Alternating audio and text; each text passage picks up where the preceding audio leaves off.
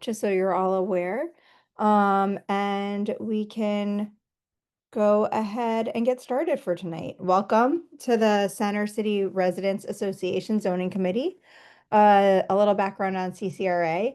We're a 75-year-old nonprofit civic association. As a nonprofit, we encourage everyone to become a member, which can easily be done through our website. There are several benefits to becoming a member, one of which is being notified of all proposed zoning changes within our area. CCRA is the recognized registered community organization for our area. Our boundaries are from South Street to JFK and Broad Street to the Schuylkill River. Our committee works as follows. First, applicants present. We ask the applicants to address the specific refusals or referrals. Please don't interrupt as applicants give their full presentation. Then after the presentation is complete, we'll ask the zoning committee for their questions. And then after the committee's questions are answered, we open up the meeting to the community. Please, if you would like to ask a question, please raise your hand, which you can do in Zoom. State your name and address. And then please just make sure that you keep your questions succinct and to the variance being discussed. We please try not to repeat others' questions. If you agree with somebody's position, you're welcome to stand or raise hand and simply state that you agree. If there are spokespeople for neighbors, we just ask that that person speaks for the entire group. Just so we do have a full agenda tonight. And one final thing is after we hear from all the applicants and we listen to the community and committee comments, we meet in a closed session and we vote in one of three ways: oppose, not oppose, and not oppose with provisos. We never vote in favor of an application. And then the decision is mailed to the councilperson, the ZBA, and the applicant, as well as being posted on the CCRA website. Please note that no matter how we decide in this committee, if you're concerned with a project, please attend the ZBA hearing. That's the best way to really make your concerns known. We can't necessarily express every neighbor's point of view. Only a property owner or aggrieved individual can express their personal concerns to the ZBA. So I can go ahead and get started with the agenda for today.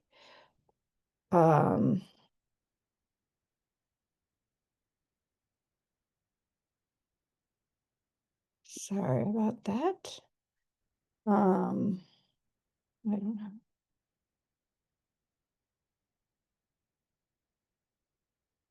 We are going to go ahead and start we're actually a little ahead of schedule, but we're going to go ahead and if everyone is here for 1813 Ranstead, we can go ahead and get started with that. This case is zoned CMX 5. The zoning hearing date is January 21st, 2026 at 2 p.m. And I will let the presenting attorney go ahead and take the floor and the screen and tell us about the case. Hi, good evening, everyone. My name is Andrea Solomon from Claire Harrison Harvey Brandsburg. I'm representing the applicant, the owner, 18th and Ludlow Properties LLC. Just give me 1 second to share my screen. Thank you.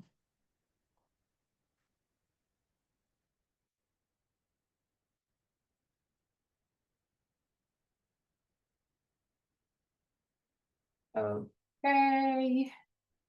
Let's see. Are you seeing the zoning plans? Yes. Okay. Great. We're here today because we're seeking special exception approval for ground level parking. It's zone ZMX 5. So, which requires a special exception approval and the at the ground for parking at the ground floor. We're proposing 3 parking spaces. The main entrance is off of Ranstead Street for the building that's currently under construction. These will be really an amenity for the tenants of the approved 12-story multifamily household living. The main entrance, as I said, is on Ranstead Street, and the parking will be really off of the rear of the property on Ludlow. 3 parking spaces, which will serve as an amenity to drop off groceries, drop off kids. In any case, not temporary parking so that the residents aren't blocking the traffic flow of Ludlow. Next. We have letters of support from the abutting properties at 22 South 18th Street, at 1800 Market Street, 1815 Ranstead, and 1817 to 19 Ranstead. The property on Ludlow faces the parking garages at 1818 Market and 1800 Market. So really both the vehicular and pedestrian traffic on this block of Ludlow is minimal. The majority of the traffic being related to the entrance at this restaurant, which is further west on the block. So this is Ludlow facing east. The scaffolding is where the subject property is located and where the entrance to the parking garage will be. This is also Ludlow looking east, but looking east from the property towards 18th Street. And this is at the intersection with 18th Street looking west. Again, the scaffolding is where the entrance to the parking garage is proposed. Ludlow Street again, as you can see across the street, the sidewalks and the parking garage across. This is a current picture of where the parking is proposed. Again, the scaffolding is where the entrance to the parking will be located. Another angle, this is facing towards Ranstead. And the referral that was received, as you know, special exception is a lesser standard than a variance. And if there's ever a case for parking to not cause detrimental impacts, which that might normally be expected from parking, it's this one, it's just 3 spaces and off of a low traffic street. I've also included in the package pictures of the elevations of the proposed building, which is under construction and projected to be completed in late spring of 2026. And these are some photos of the construction progress in the upper floors. Ranstead Street on the 1800 block does not go all the way through. But that's where the main entrance of the residences will be located. With me tonight are Joe Kelly and a few other members from the owner development team, and with that, we are happy to take any questions.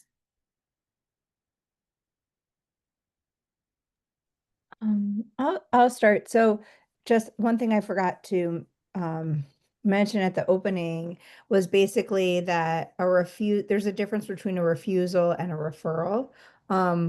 A refusal, the burden is on the applicant to demonstrate why the community should accept the zoning change, versus a referral, the burden is on the community as to why not to accept the zoning change. So just wanted to get that out there. And this one is indeed a referral, not a refusal. And I guess, and what is the exact reason for that referral? If you could just restate that for Yeah, you're still seeing my screen, correct? Yes.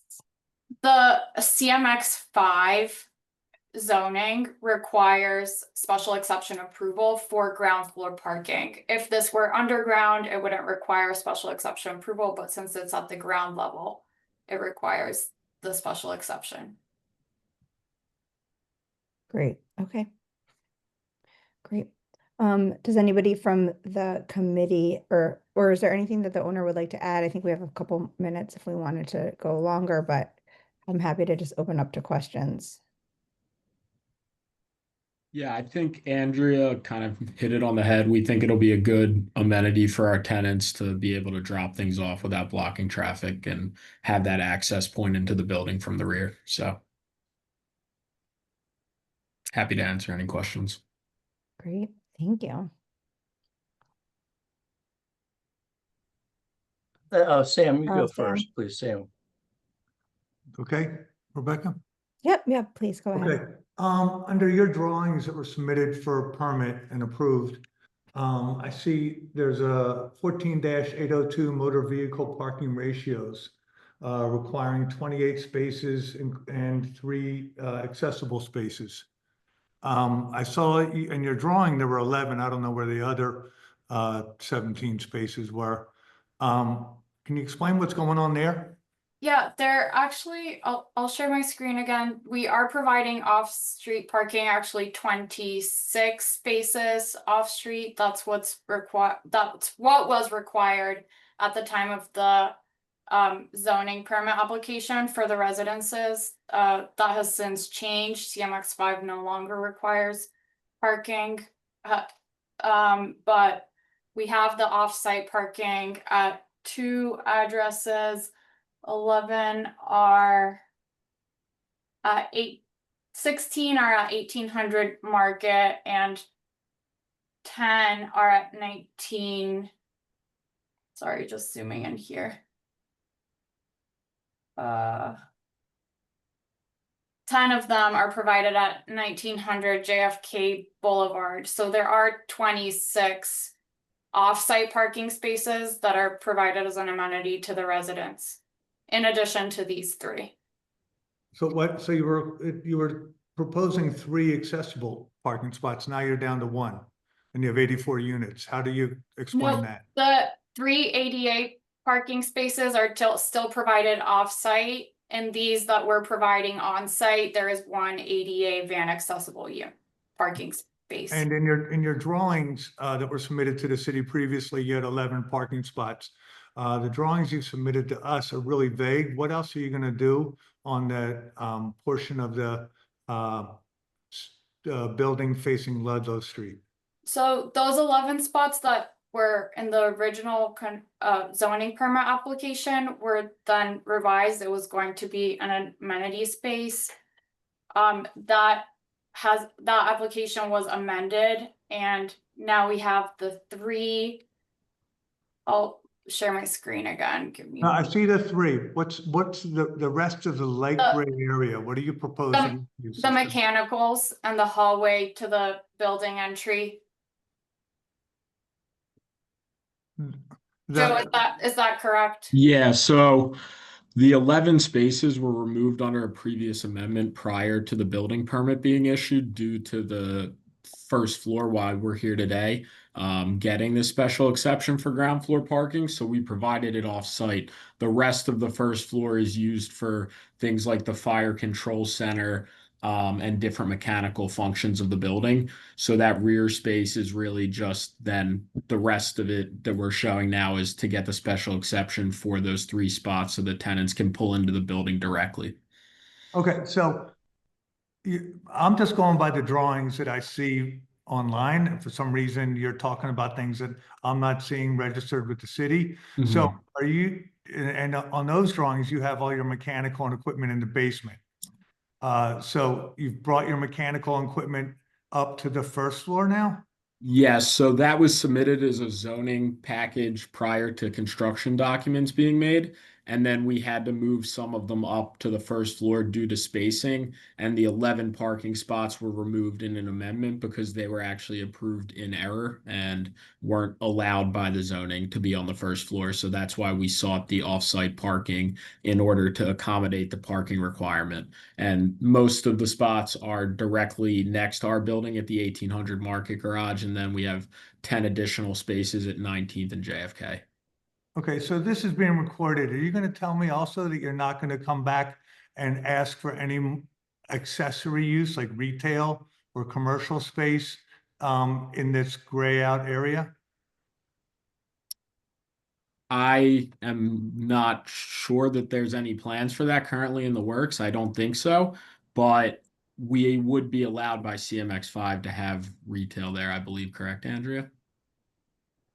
Yeah, and I can show, this is the last amended plans for that prior zoning permit. So as you can see, it has the front entrance, the vestibule, mail lobby, the fire command center. This amenity space from the last amendment is what we're now seeking for ground floor parking. Right, and so I've been doing this for a while, so I'm always trying to get a clear understanding of everything that's gonna happen here, not just like, look at this one shiny thing. So do you have plans for other uses other than parking facing Ludlow Street? We might put an office of like leasing on there. We're still kind of up in the air for our property management to be able to serve the tenants, but not currently, no. It's Okay, really, there's not enough space. It's a small lot. It's 4,500 square feet. I don't want to pigeonhole myself for the future where it is allowed by right to have retail, but we currently don't have any plans. It's not really a good alley for retail, and it's not something we see as happening in the future, I guess. well, there are a couple businesses on either side of you that have been there as long as I remember, so there are ongoing businesses on that street. Yeah, there's a shoe store, I think, like a shoe cleaner, and then some type of massage parlor, but those are the only two businesses, and then you Okay. front the garage. So Okay, I'm done. Thank you. Thank you.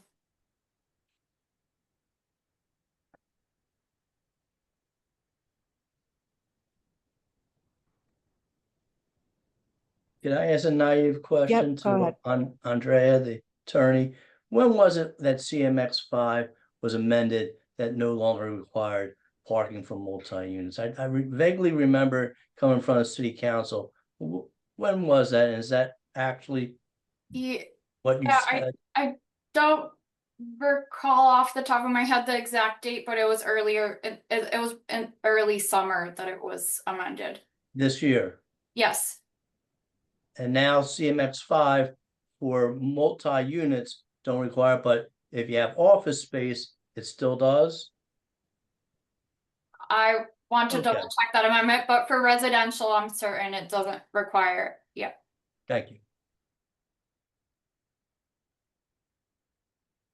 Janice? Can you show us the location of your other off-site parking in relation to this parking? Yeah, give me one moment to pull it up.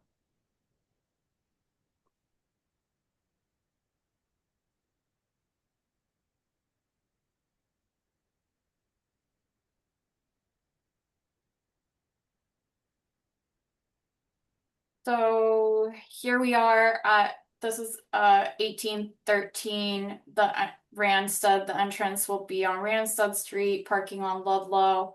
Most of the parking is provided at 1800 Market, and the remaining spaces are at 1904 JFK. it's at the Penn Center House off Commerce Street, Andrea. Here we Yeah, go. right there. So here's just a follow-up question. You've said that this parking, the reason that regulation is in place is so that we don't have center city streets that are, enlivened by parking. So do you need all of those spaces in order to take care of the loading and convenience that you're seeking? Can you explain your rationale for how many spaces you decided to include in this application? Do you want me to answer that, Andrea? Sure, Joe. I Yeah. know that you took a lot of a long look at how many spaces could fit in this space. Yeah, so Janice, nice to meet you. So we have 3 spaces. We have 84 units. That was kind of the most that we felt could fit within the footprint, given the mechanicals and the clearances needed for the spots. We think that 3 spaces used mainly for loading, unloading groceries, maybe move in. You can reserve a space quickly to come in and out. We think 3 spaces serves well for 84 units, and it's the most spaces we could get, and it would basically prevent people from kind of parking in the alleys and allow for better flow there. And it would make it better for the tenants to be able to come into the garage. They don't have to worry about getting a ticket or blocking traffic. It just makes the building function better and isn't as impacted to the neighborhood. Last question would be, I saw the width of your loading space or the curb cut. Can you tell me, I believe it's a little wide, but I didn't see a dimension because my eyesight's not the best on this screen.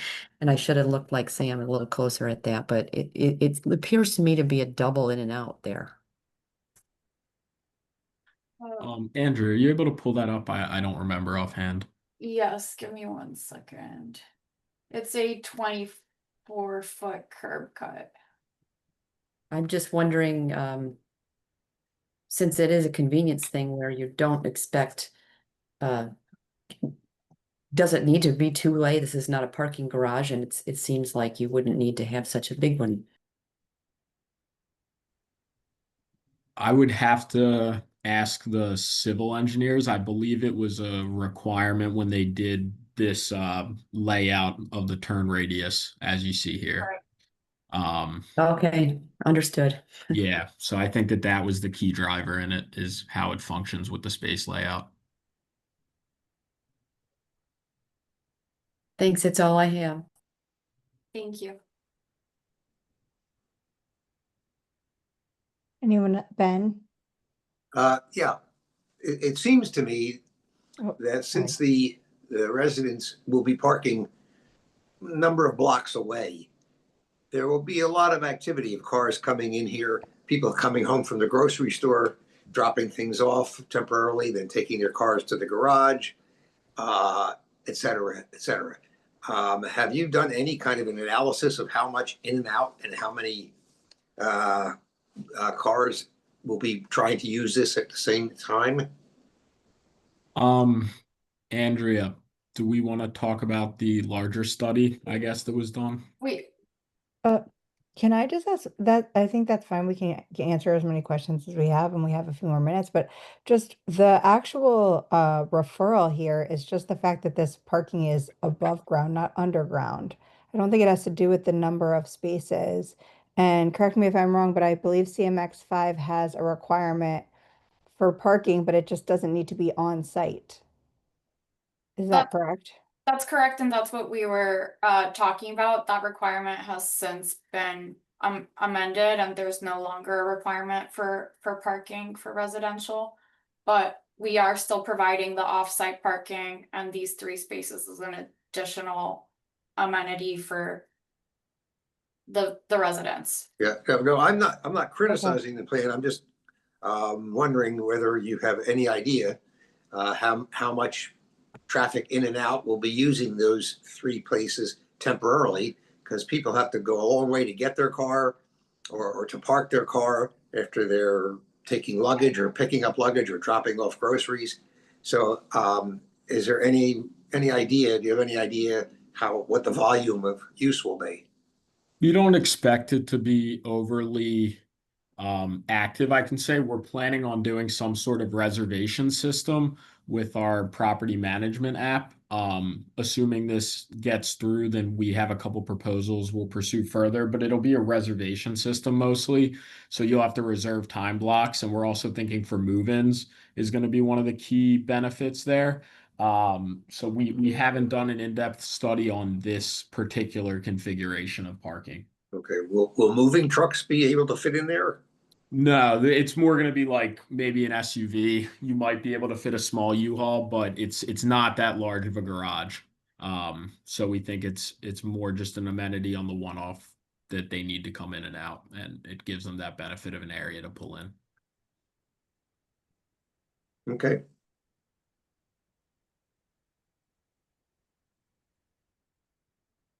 Thank you.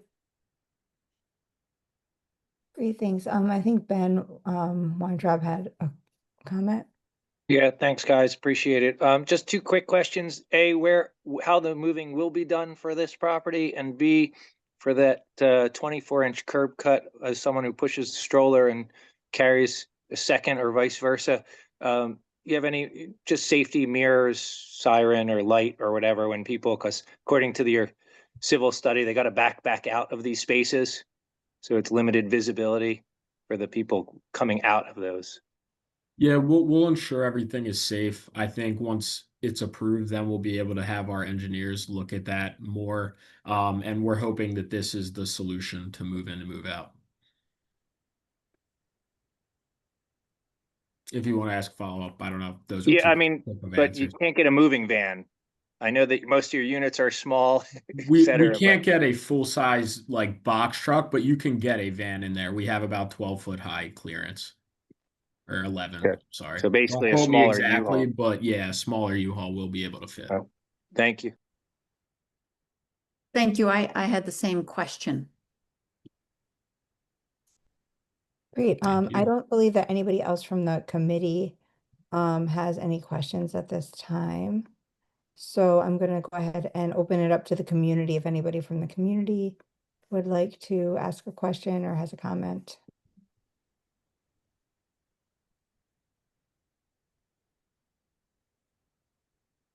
Okay. Okay, great. I don't see any raised hands. Thank you, Andrea. I Thank you believe very we much. can go ahead and move on to the next case, which I think might be you again, Andrea. Is it Kate? I think she's here. Oh yeah, okay, it's probably Kate. I think I switched up your guys. Hi, Rebecca. It's Kate. It's Hi. actually not me. I was just here in case Andrea needed Oh, anything Great. on hers. never So, mind then. Okay, hold on. Let me look up the attorney because we are actually ahead of schedule, which is great. For Great. 17 Old Market was what we had scheduled to discuss next. Hi, Rebecca. It's Adam Lever from Blank Room. Hi, how are you? Okay, great. The Excellent. floor is yours. Thank you very much. Good evening, everyone. Adam Lever from Blank Room. Nice to see everyone again. I'm here on behalf of 1701 Market LLC, which is an Altera Property Group entity, owner of the subject property at 1701 Market Street. Joining us this evening from Altera is Jared Kern, whose camera is on. Jared is the Director of Mixed Use Development at Altera. I will screen share and go over a few slides with you. So this is the subject property as seen from Market Street. It may look familiar to many of us who are Center City residents. Quite frankly, most people in Philadelphia who happen to be in the central business core will recognize this property. It has recently been rebranded as 17 Market West. It is located just south of the Comcast building headquarters, which would be to the north of what we're seeing right now on the screen. That would be across John F. Kennedy Boulevard, running south along 17th Street and through to Market Street, which we see right here. The property was built in the 1950s.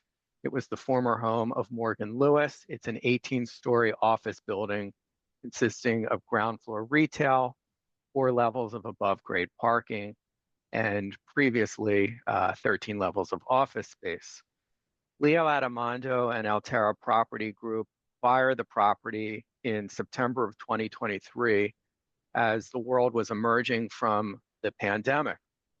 And Altera redeveloped the office building into what is now a luxury apartment complex with 299 residences, retaining 190 parking spaces, adding a rooftop swimming pool, along with a plethora of state-of-the-art amenities. The property is zoned CMX5, and the zoning, as we know in Center City, permits for multiple uses, including the conversion that I've just described, which was approved entirely within the parameters of the zoning code. So why are we here this evening? 17 Market West was the first major office to residential conversion of the post-pandemic era in the city. You can see here the new entrance to the residences is located off of Market Street along the western facade of the building, which is the same entrance that many of us used to walk into if we had a meeting at Morgan Lewis. Although residents have started to move into the converted property, accessory building identification signage for this prominent property is missing due to an L&I interpretation regarding table 149041 of the Philadelphia Zoning Code.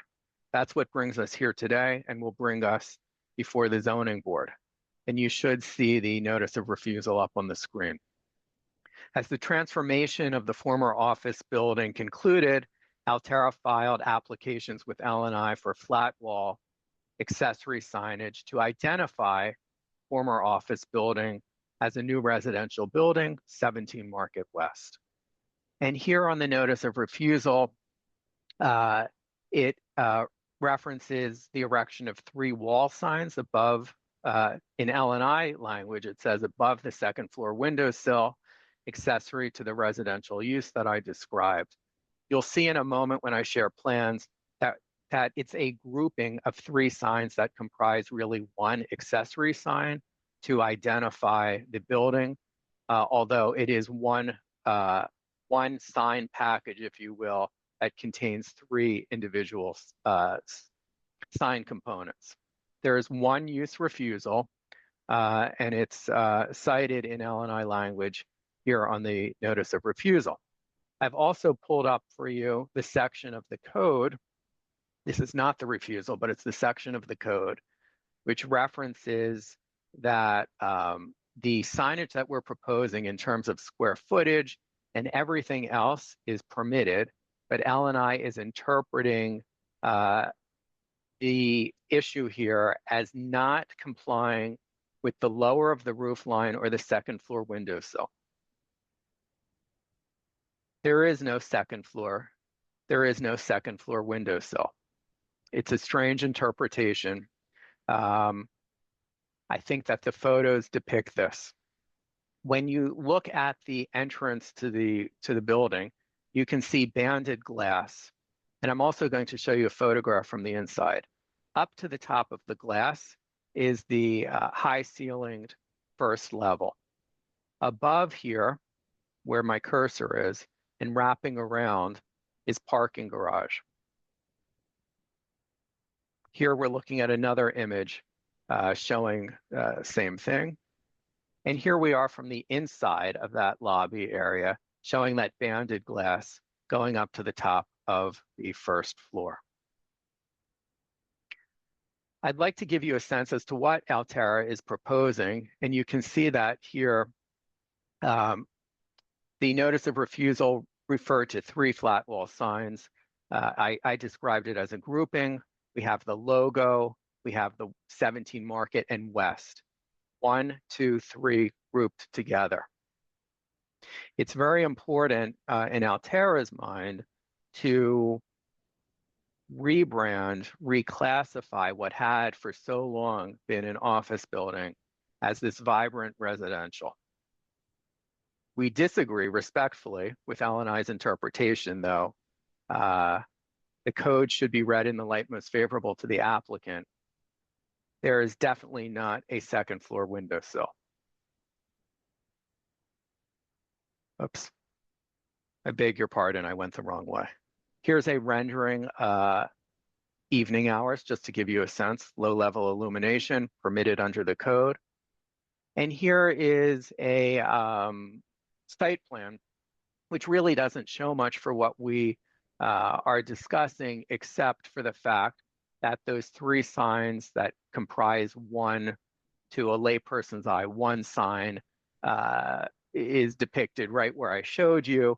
And for those of you who have the same difficulty that I have reading the small type, it shows the 3 signs the square footage, which together amounts to approximately 180 square feet. Again, within the zoning code, that is not an issue, but we wanted to share everything with you.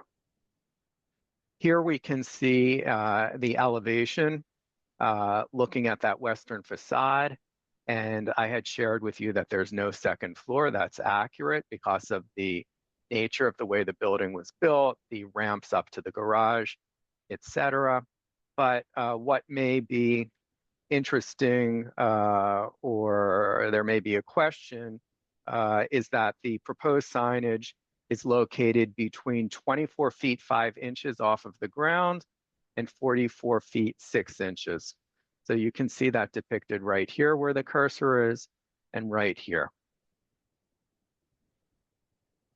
Here's a close-up, which I'll leave up on the screen for a couple moments for those who want to linger on it. I took the photographs that I shared with you, which were taken from a northeasterly direction along Market Street. And this will allow the rebirth of the property in an identifiable way.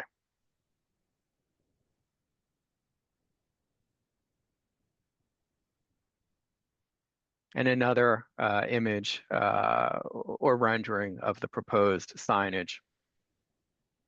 And I'm leaving you here just again with the conceptual renderings.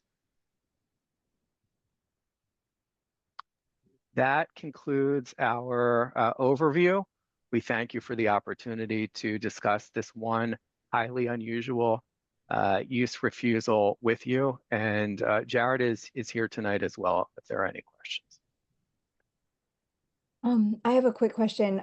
Is the Art Commission approval required for a sign like this in this area?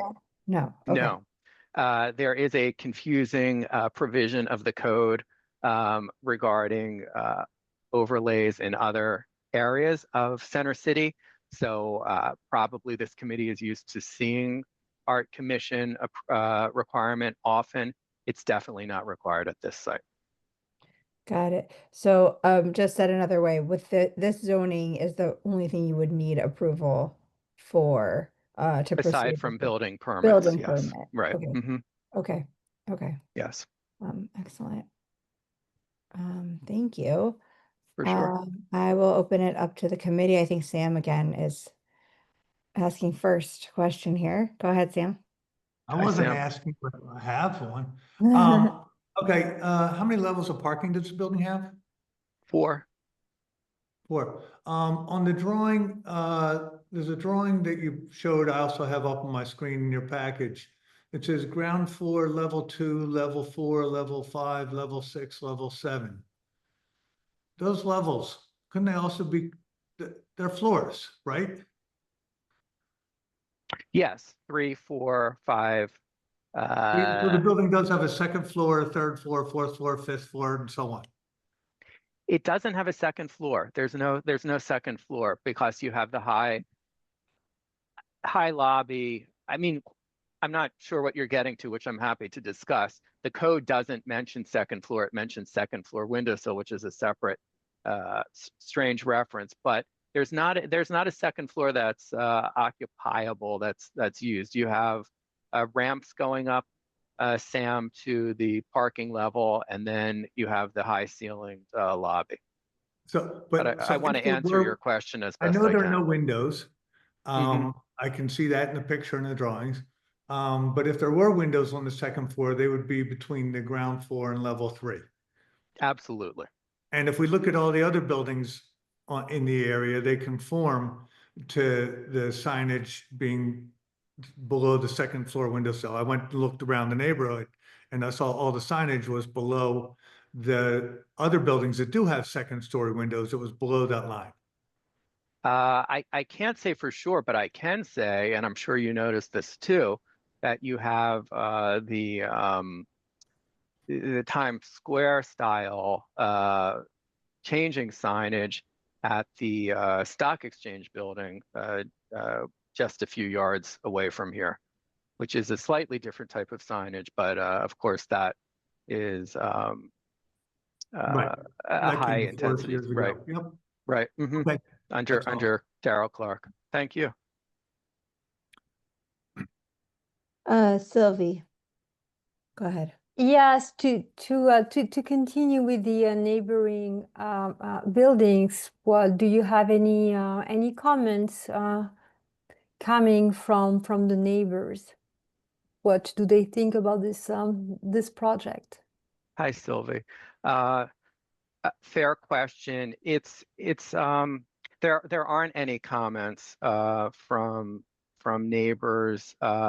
It is all the high intensity commercial around there. This is a bit different in that we're taking what had unfortunately been vacant for the period since Morgan Lewis left until now, and trying to re-energize this area, create that after 5 o'clock feel, try to combat the work from home issues in the city. So my sense, even though no one is commenting, and of course I sent out all the required notices, I can certify to that, but my sense is that this is welcome in the immediate vicinity. Okay, based on the fact that if someone isn't happy, they would let you know? Philadelphians are very good about doing that. Okay, thank you. Thanks. Hi, Ben. Hi. I'm not sure that this is really an issue, but is there any illumination on or behind the sign or from within? Yes, there's low-level illumination, which I tried to show in the evening rendering, although I know it doesn't show so well on the flat screen, so to speak. But definitely lower intensity and wattage than what we were just talking about further west. Yeah, I just couldn't tell from that rendering whether it's behind the sign or within the sign illuminating it. It is, my understanding is it's from within. Okay. All right, thank you. Thanks, Ben. The other Ben. Hi, Ben. Hey, Adam, thanks Ben. for the presentation. I'm Sure. gonna go the other way. You got 3-part sign, you got 3 striations of parking and, you know, an otherwise unglamorous metal facade. Why not use all 3 for your 3 parts? Well, I appreciate your raising that. I didn't delve much into this because it's really not before the zoning board, and I didn't want to take the time of this committee and those in attendance. It's a pretty remarkable transformation in terms of the cladding on the building from what had been there to try to redefine it. And my client wouldn't be out there saying this himself. I'm speaking of Leo because he's very, very hands-on and all of his team, but they really wanted to define the entrance. And this is the entrance. And there are other parts of the building that aren't the entrance. So it's a very restrained proposal, I believe. I'd agree. Thank you. Thanks. Thank you. Is there anybody else from the committee that has any comments or questions? Okay. And anybody from the community? I don't see anybody today. Okay. Excellent. Well, thank you.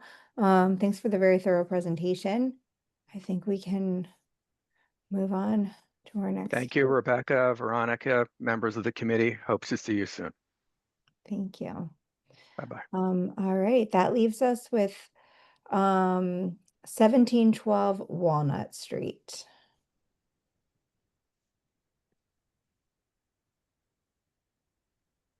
Who I believe David, okay, here he is. We're a little ahead of schedule, David, but we're ready to talk Perfect. about 1712 Walnut Street if you're ready. Yeah, literally just got back from another community group meeting, so perfect, perfect timing. All right. So if I can share my screen. Yes, please. Okay, can everybody, oops, let me just spread this out a little bit.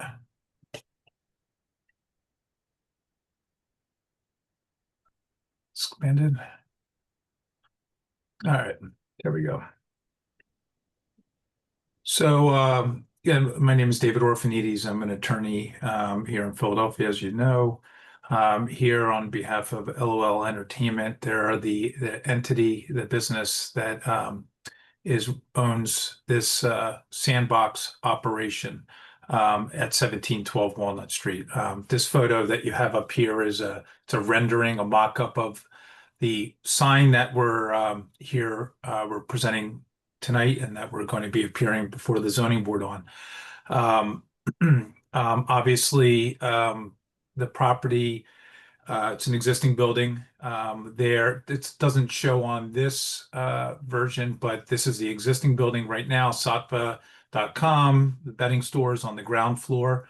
Satva secured permits for its by right signage, as illuminated sign here, as signage, windowed signage over to the left. You can't see it because of the car here, but there's some there. And then they're on the ground floor. So Sandbox, which you'll see in a couple minutes, I'll show you some information about that. But essentially, it's a VR gaming facility operation, and they're on the second floor. So they went through the historical and architectural art commission process for the existing signage that they have here. It's all at the face of the building. It's suspended down. I have the plans, the approved plans for that. They have small decals on the windows, and that was all previously approved by zoning and, like I said, by both the art commission and by the historical commission.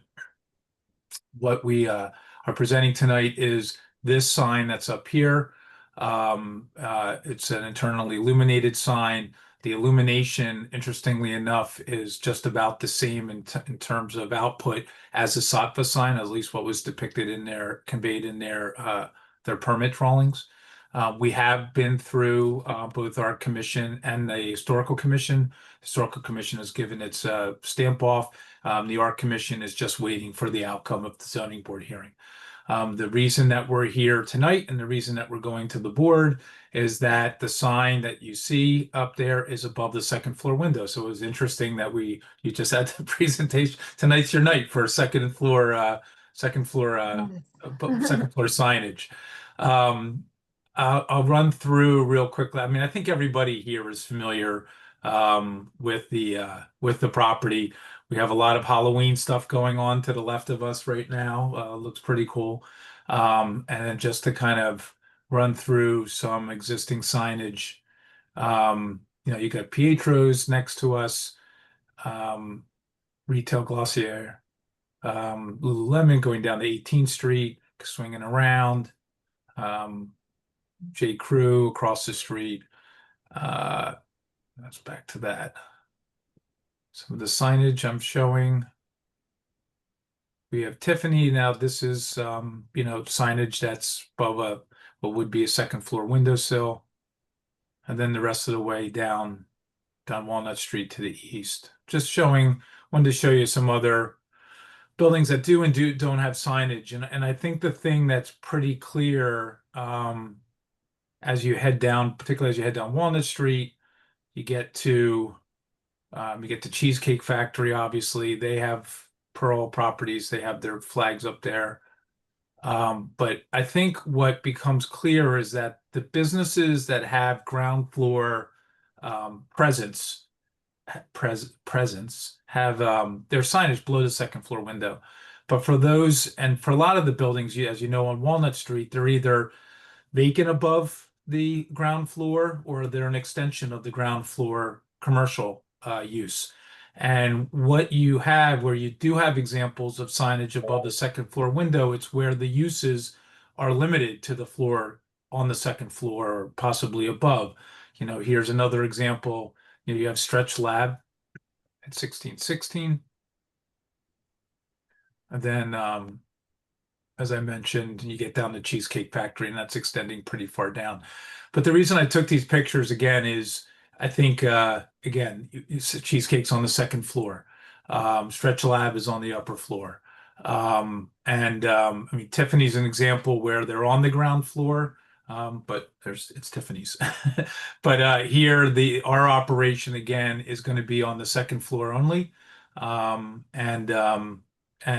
we feel this gives us a little more presence. It's not out of keeping what's already on the building, even though we don't have a rendering that shows with it being illuminated. Again, the output is with it is almost identical to what you see down here at SOTFA. So, and I think that's one of the reasons that both the Historical Commission and the Art Commission looking to approve this signage. Little background, Sandbox, the use has already been approved. Again, it's a virtual reality gaming facility. There are a number of rooms. I can show you the floor plans in a second. Right here is the layout. Essentially, what you do is you're going to be coming in the ground floor where the existing Sandbox sign is, and then there's stairs and an elevator that take you up to the upper floor. And at that ground floor level, there's an entrance lobby here, and then the different gaming rooms that extend towards the back. But essentially, it offers team building, it offers birthday parties and private events, corporate meetings, speaker panels, executive board meetings. So it has a lot of different uses. I've given you a little bit of information here about the experience, about making your own game, how long the experience is, what you should wear. Again, it's a VR. There's all kinds of different experiences. They're not just all shooter games. Some are adventure games. Some of them are based upon popular TV shows. And just here's some photographs of what it looks like. Again, this is all previously permitted as a matter of right. The use was as allowed as a matter of right. And I just have some of the zoning permits. It was assembly and entertainment. It was deemed to be back in January 2025. And then the approved plans, both by the Historical Commission. If you wanted to see what the inside looked like real quickly, this is coming in off the ground floor. As I mentioned, there's an elevator you can take up, or you can go upstairs. I took the stairs. And then this is what the inside looks like. Again, not what we're here for, but I just wanted to give you a sense, maybe even do a little bit of advertising for my clients, in case anybody's interested in checking it out. And then you can see people, and that's obviously a gun type basis, but game. But then there's other ones that obviously aren't like that. So in terms of the signage, these are the plans that were submitted to LNI. The original plans, there was a discrepancy. The original plans had a square footage of 40 points. There was at some place it indicates 40.67 square feet. In actuality, it's only 26.020 square feet is the sign. It's 13 feet wide by 2 feet high. Obviously, some points it's taller, some points it's shorter, but drawing a box around it, it only comes out to 26 square feet. With the signage that we're proposing and the existing signage, we're well within the amount of square footage of signage that's permitted at this property, which is based upon the linear frontage of the building. And then the plans here. As I mentioned, where is it here? The output again is very similar to what we have at the with the SOTFA sign. Here it's 6,500. I guess that's Kelvin, degrees Kelvin, white LEDs, and then I think SOTFA's 6,000. So it's right in that ballpark, and I can have one of the representatives from my client speak to that. I think the 6,500 just turns out making it a little whiter, a little less yellow or warm, but it's very close to what the SOTFA sign is. It's pretty low profile. If you go back to the sign here, you can see it's only 7 inches off the building overall.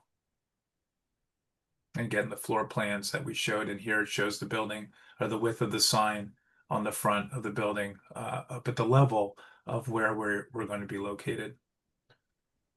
These are the revised plans, as I mentioned, that have the L&I plans, I'm sorry. Approved by Planning Commission, Historical Commission, and then again, here's a letter from the Art Commission showing that they're essentially waiting for the zoning board decision to issue their approval. There were some changes made to the sign through the Art Commission process, and this is what we're presenting tonight, and what was submitted to L&I is the sign that was ultimately presented finally to the Art Commission and approved by the Art Commission. Great. Excellent. Thank you for a very thorough presentation. Does anybody from the committee have any questions?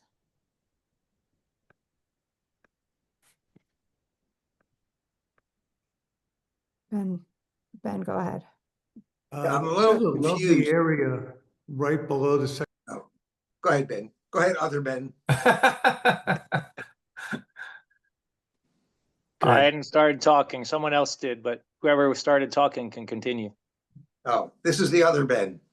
I'm a little confused. Is the Sattva sign going to remain or not? Yeah, the Sattva signs were not. Yeah, they're still there. They're still in business. It just wasn't shown. We just rather than it be confusion, the mock-up that we did was just showing what Sandbox has associated with their use. Okay. So, and again, the photo that I provided here. So what you would have is you would have a sign similar to this. I mean, it's actually it's kind of smaller, but in terms of illumination, and that would be located right in this area right here. I walk the street regularly. I'm sure I've seen every sign up and down there 50 times. I don't think I've seen any sign above the second floor window. Is that correct?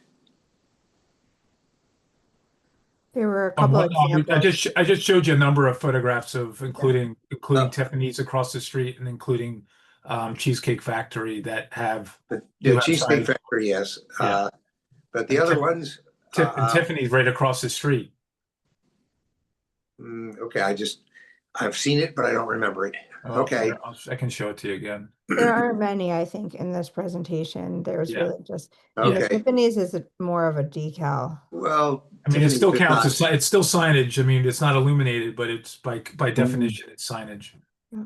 But I wouldn't call that above the second floor, but I'm not going to make an argument out of it. Yeah. Well. So let's be clear. What it says is above the second floor windowsill. So I know. Yeah. And what you're proposing is above essentially the third floor windowsill. Well, no, it's actually below this is all the second floor. This is all open above. But I mean, if you were to read this as 3 floors, it would be below the third floor windowsill. Yeah. Well, okay. But this is only it is only a 2-story building. Okay. Thank you. Veronica? Thank you. So I have 2 questions. So on the first floor, what's proposed is the Sattva sign and then the Sandbox sign that we see here at the entrance. Well, they're existing. Those are existing and won't go away. Is that correct? That's correct. And then you're proposing the large sign that we see, or the larger sign between the second and the third floors.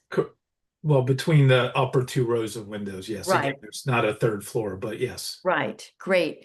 Thanks for that clarification. And my second question is, I couldn't follow, is it the Historical Commission that signed off and the Art Commission that's pending ZBA approval, or the other way around? You have it exactly correct. So the historic has already signed off on it, and the Art Commission is waiting for the zoning board. But they've approved it pending that. So that was my follow-up question. Can you clarify the approvals from the Art Commission if it's pending ZBA decision? Well, it says approval upon receipt of additional information. The additional information is the zoning board approval. I see. Thank you. Yeah, it goes through tenant, the desires of applicant as a second floor tenant. And again, what we're showing now, it was larger before and a slightly different sign. And this is what the Art Commission ultimately came up with as far as what they found to be acceptable with the changes that were made. Okay, great. Ben? Thank you. All right, thank you, David. Good presentation. Just a question. Do you have any perspectives up and down the street? There is a proposal for 1706, 1710, currently known as the Beer Garden, that we've looked at. I don't know how far along it's gotten or gonna get. But certainly when something goes through there, you're gonna have 18 months to 2 years worth of scaffolding at the very least. That the tree canopy, we've looked at it up and down for the last month or so Mhm. with the proposal next door. Mhm. The main perspective for this street is foot traffic or in a car. Right. And unless you stop directly across the street, turn 90 degrees and face it, I don't have any objection to the sign. I think that everybody's asked the right questions. I just don't know how many people are going to see it. I'm a guy who's been in retail for a couple decades Yeah. and done many signs, including on Walnut. Right. My question is, basically to your client of, is that the best way? I've walked it along with the other Ben daily, Mhm. never seen the second floor of Tiffany's signage. Yeah. I've seen their canopy sign, but no one Right. stops to look up in a car unless you're in a convertible. You're not going to see this one either.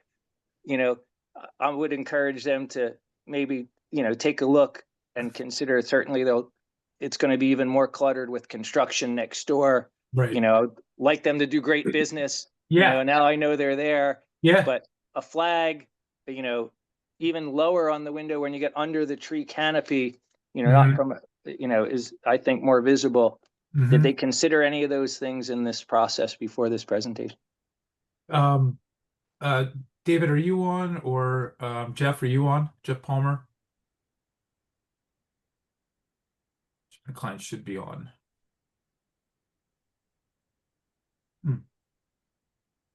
Interesting. Well, we can come back to that because Yeah. we're a little. Yeah. I did not ask him that. I mean, I think, and I understand. I mean, obviously, we're not South Street has more projecting signs, blades and things like that give you that profile, even though, that above the second floor window would also require a variance. And I understand with it being flatter. I think a lot of their business is, their hours are more of the people come in the evening. And I think with it being illuminated as opposed to non-illuminated, it might draw a little more attention, particularly if people know it's on the second floor, as opposed to being on the ground floor, as opposed to a smaller sign. Let's say like a sign that's here, let's say. Mhm. I mean, this already kind of demonstrates where the entrance Where it is. is, yeah. It gives you I think something a little bit up here lets everybody know, like, hey, we're on the second floor, we're above, come in here and come on up. So, I mean, I think there's some logic to it. And, but I do understand what you're saying. But other than getting an awning that kind of projects out, and I think with the nature, I mean, that's a little more traditional. Not that there's anything wrong with that, but I think, given the technology aspect of this too, like having that kind of the way that the sign appears kind of goes with its whole motif, shall we say. And again, is in keeping with the Sattva sign below.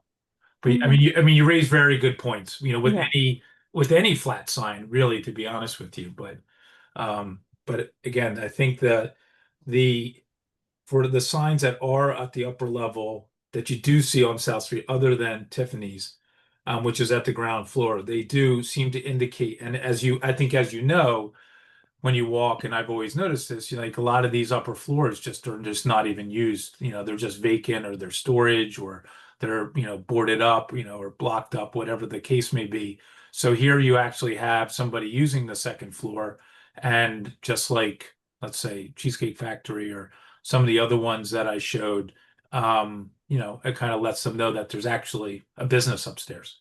Right, Not but just do you take Okay. on a corner, where you have the I visibility think- and there are no trees, off of the corner to block the perspective of it is a little think- different, just like Market Street. Yeah. right. I Well, I understand. think- I think they're just yeah. trying to get as much visibility here as they can get, Yeah. but Okay. still making it something that everybody finds tasteful and acceptable, like the Art Commission and the Historical Commission, and hopefully this group, CCRA and the Zoning Board. All right, Sam, I'd like to have a call on you now. Okay, so as you said, we do have the indicator sign at the entrance, so we've Mhm. told people where the entrance is. Yeah, the client obviously wants more presence on the street. The Cheesecake Factory came before us for zoning variance, was approved. The other signs in the windows were not approved and most likely are illegal. Why can't this sandbox sign be on that lovely space right below the second floor Here? window and be code conforming? It'll Yeah, I think the idea is that it ends up getting really crowded with the Sattva sign from my conversations. there's a clear break between the gray of Sattva store and the beige. Yeah, and yeah, with the windows here, I understand that. Okay, that's I all. think the idea was that, this is basically, there is a break. I mean, there's a break here and there's a break here as well. And it distinguishes their space from the space below. This reads as being more part of this space than being part of this space from the conversations I had. Okay. Thank you. Mhm. Okay, great. Janice?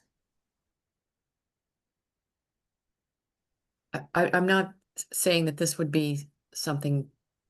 Well, here's my question. If we really love this sign, all good, I'm sure how the committee is feeling. Would you rather have no sign or a sign on the gray band? No, the space above the gray band below the window. Oh, this little space here? Well, either one. Yeah, yeah. I don't know. And yeah, I understand. Yeah, I understand. That's pretty mushed. It doesn't really allow for much. I mean, I think if there was going to be, and it's a good question whether or not, I mean, I don't know how this relates to the lease area for the ground floor unit versus, whether they have the right to use this area that surrounds us other than the entrance to the upper floor. But my understanding was that it kind of more identified their space above the band, whereas this band reads as being more part of the lower space. And I understand that was part of the conversation with the Art Commission. I know this was covered earlier, so I just want to be quick. Did the sign designer or the facade designer say, you know what, if I have it higher, it's going to be more effective? Do you have that rationale or just? No, it definitely was the idea that it's higher is going to be more effective and in that space that's like more, there's more space and more separation. I mean, you put it in here and it's crammed. I mean, we talked about this. Here it's crammed, and then here it actually, it really, yes, there's a break here with the glass, but you just have those two signs right on top of each other. And I mean, again, this reads as being more identifiable with the space that they're in. So, I mean, there was thought, and it was something that was reviewed by the Art Commission and considered by the Historic Commission as well. And by the way, the Historic Commission was not full commission; it was staff. As far as being lower or no sign, again, I'm not positive. My clients are having issues getting on, and they haven't texted me. They did have the links. They did have the link from tonight. And I understood them that they were going to be on, but. Well, thank you for the rationale. I appreciate it. Thank you. And then I just see Charles has our final question. 1 second is that we're not here to redesign their application. They're presenting to us. You like it, you vote not to oppose. You don't like it, you vote to oppose. We don't move signs around. Thank you, Charles. Okay, does anybody have any questions for the applicant?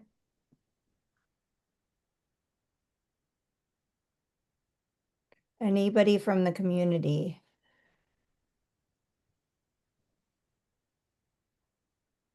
Okay, great. Thank you. Let's move on. This one's going to be David's case as well. We have our final case of 1717 South Street. And David, I'm going to ask you to just walk us through all the materials because the committee got this a little bit late. Yeah, I apologize for that. Hold on 1 second. Let me just share again.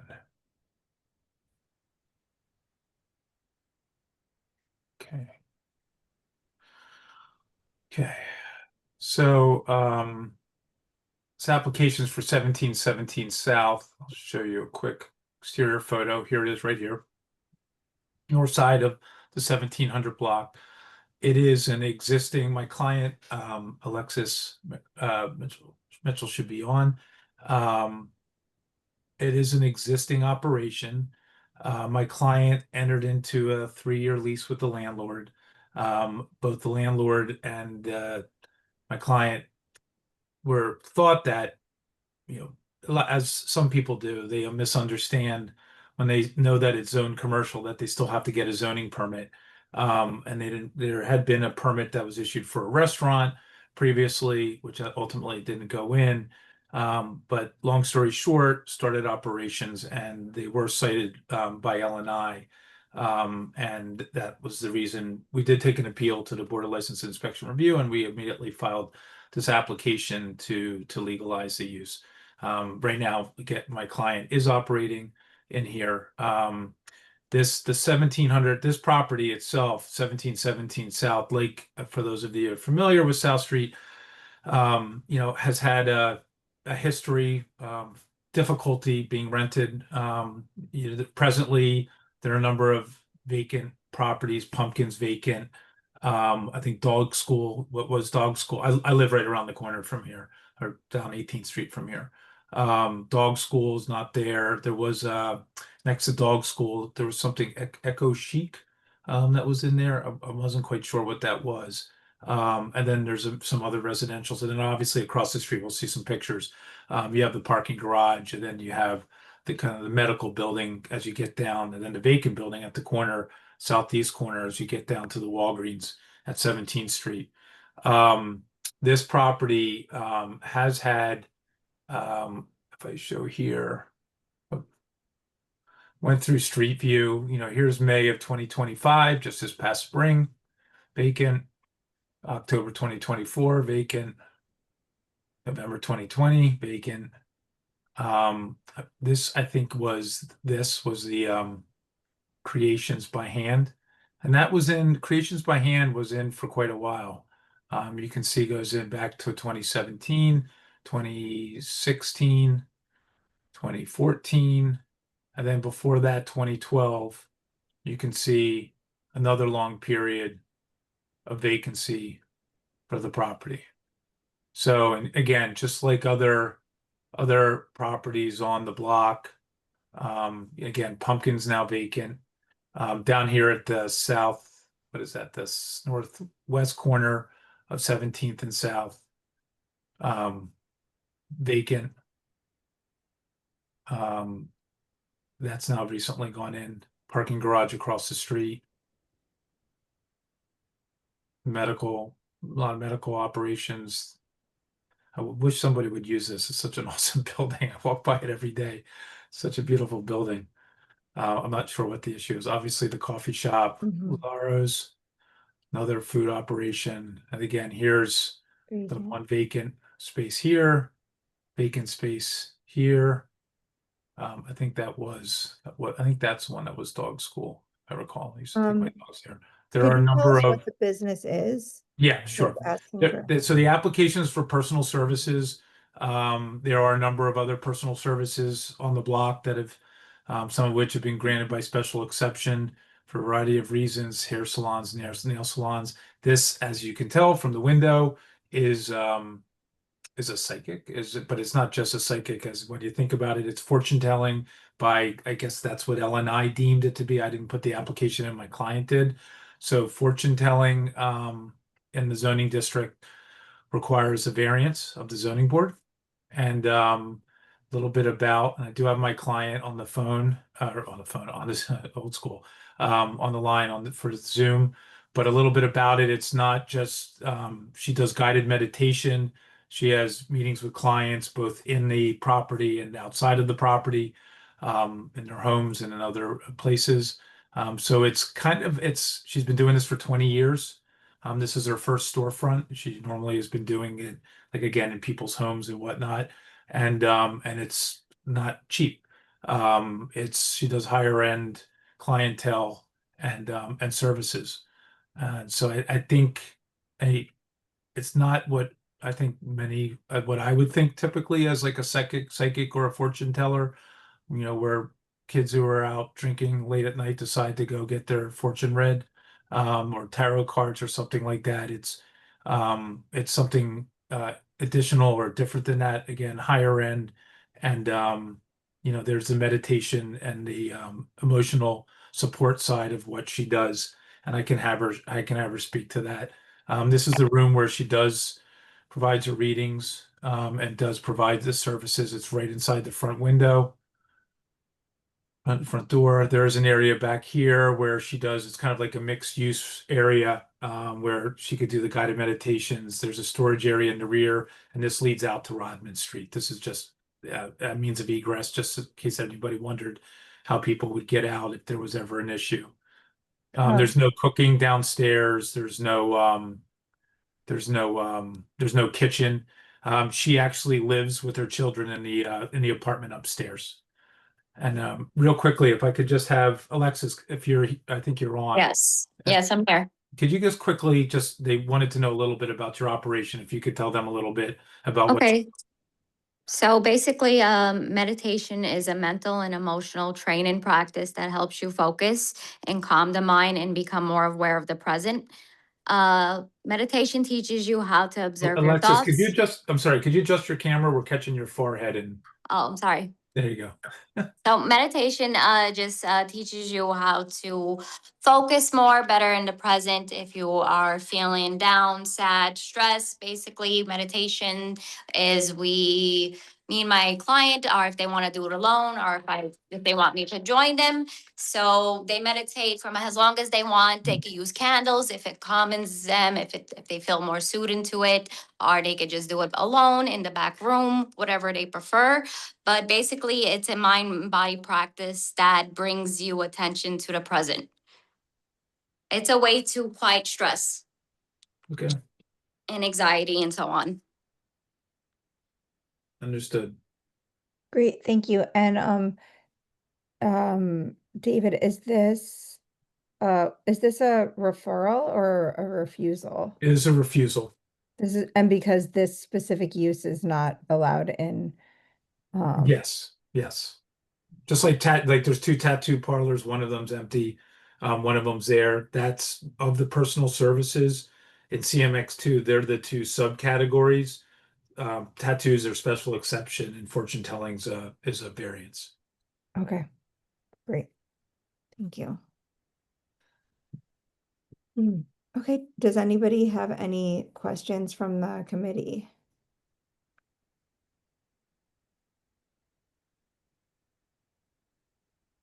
Okay. Anybody from the community?